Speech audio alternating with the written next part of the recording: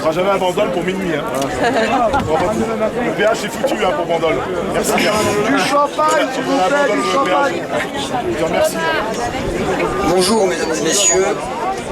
C'est en tant que juriste spécialisé en droit international que je m'adresse à vous. Le préambule de la Constitution, le préambule de la Déclaration de 1789 ne commence pas par son article 1er « Les hommes naissent et demeurent libres et égaux en droit ». Cette déclaration de 1789 qui a inspiré les systèmes du monde entier dans une direction qui reconnaissait la souveraineté au peuple, pas aux dirigeants. Les dirigeants passent et trépassent, les peuples demeurent. Cette déclaration de 1789, sur laquelle est fondé les systèmes juridiques du monde entier et l'Organisation des Nations Unies, dont le siège européen est derrière mon dos, commence par un préambule, considérant que l'ignorance, l'oubli et le mépris, considérant que l'ignorance, l'oubli et le mépris sont les seules causes des grands malheurs publics et de la corruption des gouvernements. Le peuple français proclame en ce jour la Déclaration universelle des droits de l'homme et du citoyen.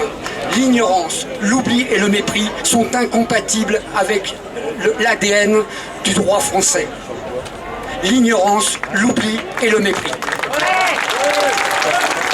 Les gilets jaunes, mais pas uniquement les gilets jaunes, également les gilets blancs qui sont intervenus pour porter secours aux blessés et qui ont été eux également victimes de tirs par des armes de guerre qui sont réglementées par le droit international et par des conventions qui ont été adoptées ici, à Genève.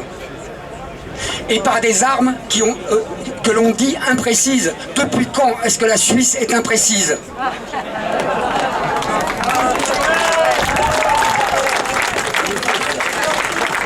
L'ignorance, l'oubli et le mépris, le triptyque qui caractérise la dérive absolue de la France depuis des années. En 2007, dans l'enceinte d'une cour d'appel, un procureur général m'a demandé de me taire et de m'asseoir parce que j'exigeais qu'il me fasse la démonstration qu'il n'y avait pas dans cette affaire une violation caractérisée du droit international. Il demande à un avocat français de se taire. Un avocat, c'est quelqu'un, advocatus, qui parle à la place de celui qui n'a pas les moyens de le faire. Je n'ai pas à me taire et à m'asseoir si je défends mon pays en exigeant que la France respecte le droit international qu'elle a inspiré.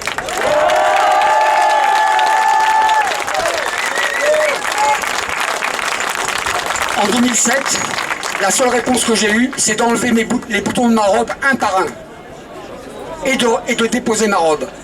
Et de dire que je ne la remettrai que quand la situation sera réglée.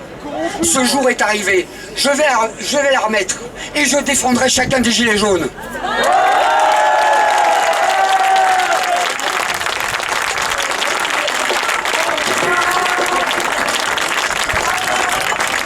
Le droit international public, c'est une matière compliquée, c'est une matière quasiment impénétrable pour quelqu'un qui n'est pas rompu par des années d'études. En France, on peut être avocat sans faire 1 heure de droit international.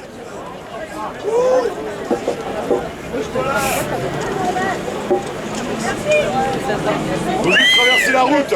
Faut juste traverser la route. Le droit est une science, c'est une technique, mais c'est une science humaine. Elle évolue au fur et à mesure des événements, au fur et à mesure des manifestations comme celle-ci, de gens qui sont des individus, mais qui se protègent avec le droit. Il y a eu des décennies durant lesquelles des gens martyrisés dans tous les pays du monde appelaient à l'aide le barreau de Paris. Où est le barreau de Paris ?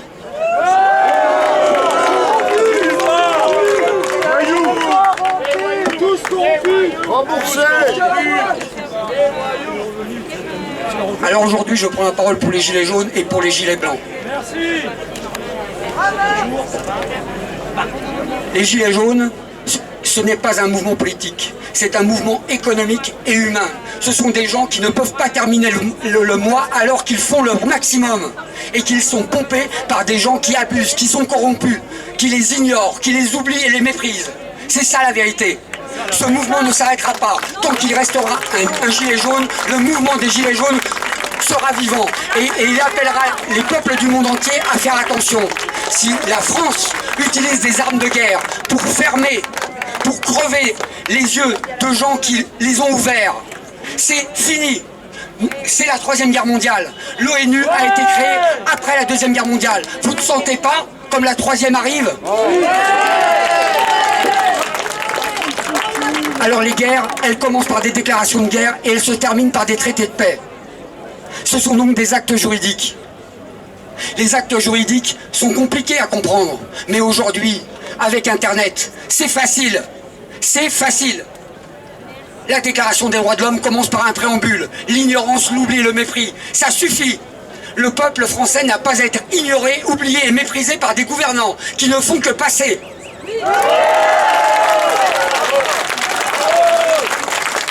Aujourd'hui,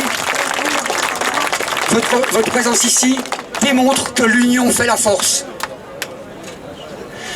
C'est l'union des gilets français avec les gilets suisses. Ce ne sont pas deux peuples comme les autres. Le peuple français, c'est un peuple qui est privilégié, c'est un peuple qui a plus de droits que les autres, puisque la France est un des cinq membres permanents du Conseil de sécurité de l'ONU. Ah bon? Le droit international place certains peuples au-dessus des autres. C'est discutable, mais en tout cas, c'est la réalité, c'est la situation actuelle. Si le peuple français, qui dispose d'un droit de veto à l'ONU, si le peuple français dit Macron démission, il faut écouter. Il ne faut pas l'ignorer, il ne faut pas le mépriser, il ne faut pas l'oublier et il ne faut pas crever les yeux parce que les yeux des gens qui ont les yeux grands ouverts et qui ouvrent la bouche pour ouvrir les yeux de leurs compatriotes et du reste du monde.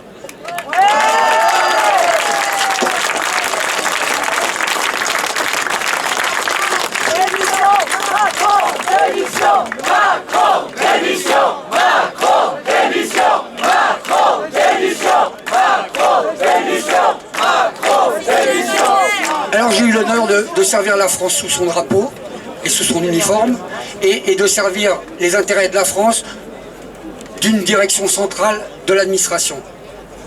Où en est le statut des lanceurs d'alerte? Les gilets jaunes ne sont-ils pas des lanceurs d'alerte? Bientôt des lanceurs de pavés. C'est les pavés qu'il faut lancer, c'est plus les alertes. Salopard. Alors la guerre et la paix ont deux couleurs.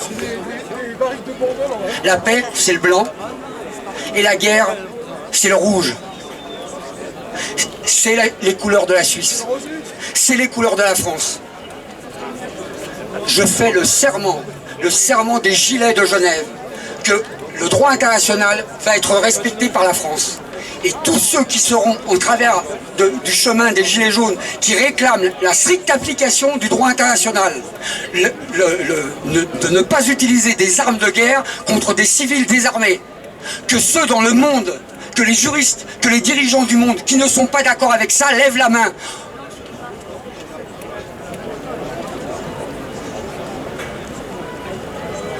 C'est le drapeau de la Croix-Rouge. C'est le drapeau suisse. C'est le drapeau de la Savoie. Quand on parle du peuple français, il faut parler des peuples français. Il y a plein de peuples qui sous l'administration française souffrent, voient leurs droits bafoués. Ça suffit, le droit international doit être respecté par la France. La défense doit être proportionnelle à l'attaque. La défense doit être proportionnelle à l'attaque. Alors oui, la guerre, on la sent arriver. Elle est proche. Et ce sont, comme vous, les hommes et les femmes de bonne volonté qui peuvent l'éviter, qui peuvent l'empêcher. Excuse-moi d'avoir mis mon pied sous le tien. En chinois, la crise est écrite avec deux idéogrammes. Le premier, c'est la crise, c'est le danger, et le deuxième, c'est l'opportunité. Une crise, c'est un danger et c'est une opportunité. Cette crise que les Gilets jaunes incarnent, cette crise, elle va aboutir soit à la lumière, soit aux ténèbres. Mais ce n'est pas en fermant les yeux de ceux qui les ouvrent et qui ouvrent la bouche qu'on empêchera la guerre. C'est ça la guerre, c'est fermer de force ceux qui ont les yeux grands ouverts. Aujourd'hui, la technologie est arrivée. Nous passons d'un monde où la véracité est inéluctablement remplacée par la vérité. Jusqu'à présent, il suffisait de présenter les choses de manière vraisemblable pour que ça marche, pour enfumer les peuples. Aujourd'hui, les peuples réclament la vérité.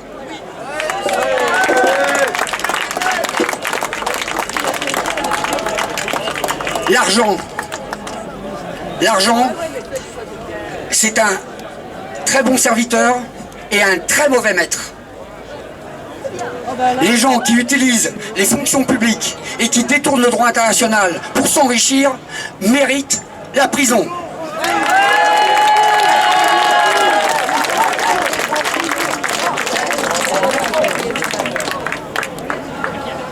La promotion à laquelle j'ai appartenu à Saint-Cyr avait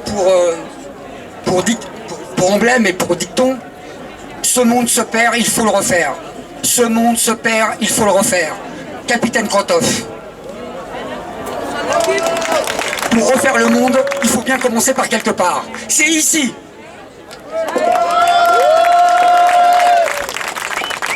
Pour qu'un monde soit remplacé par un autre, il y a forcément une transition. La transition, ce sont les Gilets jaunes.